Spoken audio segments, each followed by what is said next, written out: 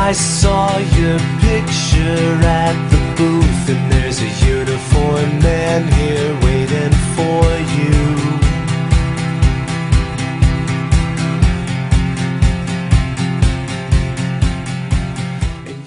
Hey everybody, welcome back. I'm coming at you with a product review for the Revlon Colorstay Liquid Foundation.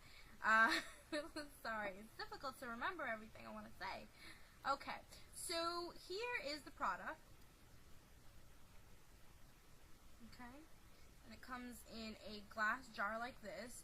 It gives you 1 fluid ounce, and to be quite honest, it is a big bottle, so you are getting a lot of product in this. Now, I have some advantages and disadvantages that I want to go over with you guys, and hopefully this will give you, I guess, a little bit of more buying power, so you know what you're getting at the end of the day. Okay, let's start off with the advantages, okay? I've kind of written them all down so I don't forget. One of the things that is really good about this product is the simple fact that it stays, okay? It says, I think somewhere, on the ad, it says something like 16 hours or something. Well, I've never tested it for 16 hours, but I can assure you that this thing does last all day.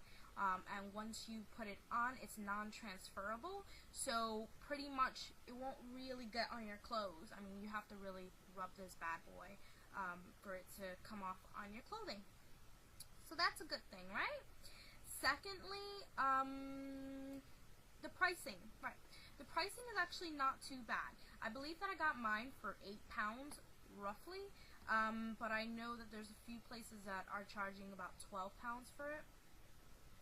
So, in comparative to, let's say, MAC Liquid Foundation, it is really good, and it's supposed to be a dupe for that. So, definitely, if you can't afford MAC, you could definitely afford this.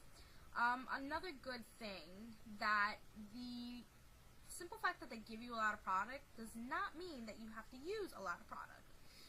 A little bit literally goes a long way, and I'll tell you why in a second, which can be a disadvantage.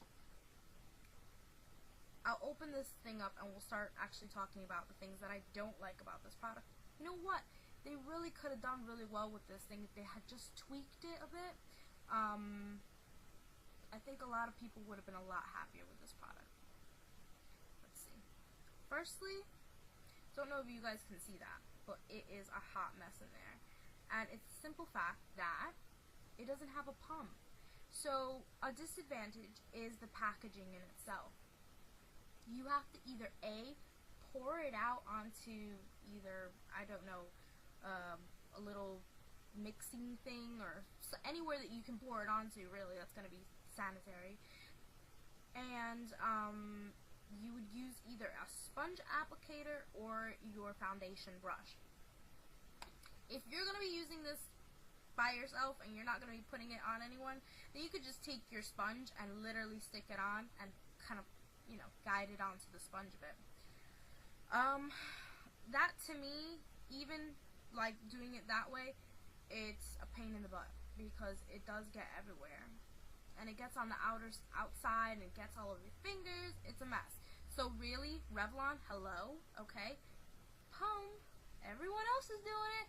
Why don't you freaking do it? And plus, that means that you'll save on product, because if it was in a pump, you wouldn't be squirting out a bucket load of product onto your sponge. Yeah, kind of wasteful. Anyway, another thing another thing that kind of like not too cool is the fact that it dries and sets so fast. So literally, you have to work like a speed demon to get this bad boy on your face, because if you do not, you will be left, and I've done it, that's what I'm telling you, you will be left with patches, okay, of foundation everywhere, because it dries so fast. I think literally this is the fastest drying foundation I've ever seen in my life. It dries, I would have to say, in less than a minute. So you need to work it, okay? So get quickly, you know, figure out what you're gonna do, your game plan, and attack the face, okay? Because you're not going to be left a lot of time to maneuver this thing around. What else? Okay, this can be a good thing, and it can be a bad thing. Now, I'll tell you why. The color selection is kind of limited, okay? Now, for a professional makeup artist, this might be amazing because of the fact that you can get a few of these bottles, okay, in different shades, and just mix them to accommodate your client's skin tone, which is great, right? But for the average consumer, okay, they are restricted to whatever color they can find on that damn bottle, or in the bottle, rather.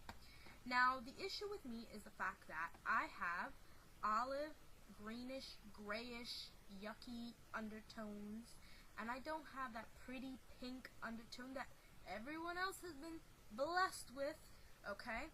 So, when I put this on, it looks like my face is red and the rest of my body is yellow. Or, you know, greenish yellow. Lime, possibly? So, yeah. Color selection, I mean, if you want to target, like, you know, a bigger, wider audience, could you guys make more freaking skin tone colors for other girls that, you know, don't fit into that category? Another thing that is kind of a disadvantage, okay, is, now maybe it's just me and my nostrils, because as you can see, I have a huge nose. The smell on this thing is fucking disgusting. Sorry my French, but I'm telling you what, it freaking smells. Like, as soon as I opened this, I was like, whoa, what the hell is that supposed to smell like that? I don't know. It stinks. And other foundations that I've had, I have not smelled anything coming out of those bottles. So that's pretty much it, you guys. I hope that I was informative and I was able to give you guys some good information. But again, everyone's different. Everyone's going to have their different opinions on different products. So it's up to you to gather up all the facts and to make a wise purchase. Okay? So until next time, guys, stay safe and have fun this weekend. Bye!